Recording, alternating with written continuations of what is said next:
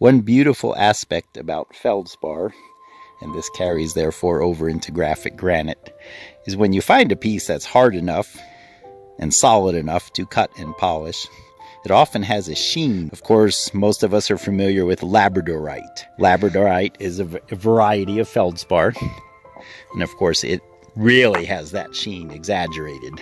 It's bright colors. But these common feldspars along our rivers, most of them also have a sheen. You can see this piece is polished, you can see the reflection of the sun, but aside from that, you can see the sheen. I believe that's showing up in the video. Very nice. So that's a very attractive feature in a feldspar. This large graphic granite, hitting it at the right angle.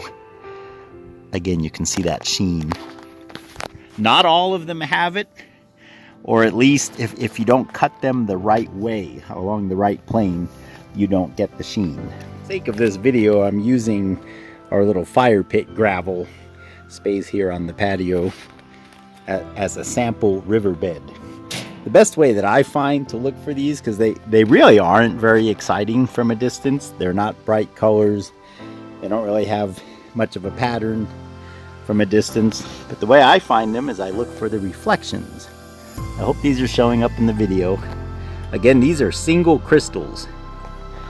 And so even if the rock is round, it reflects as a single shiny face, basically. I hope that's showing up in the video.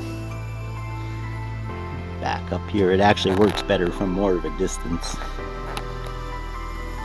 This is a good activity to do in winter when the sun is at a low angle.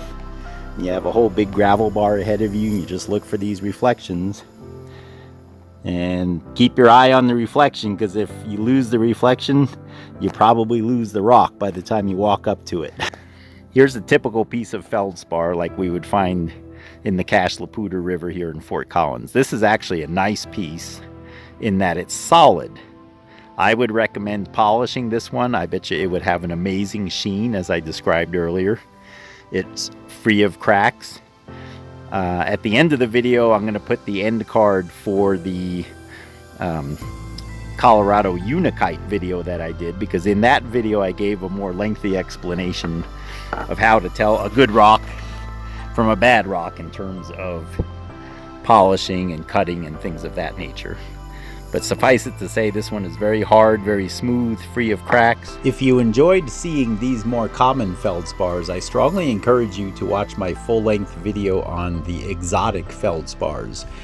I think you will find it worth your while.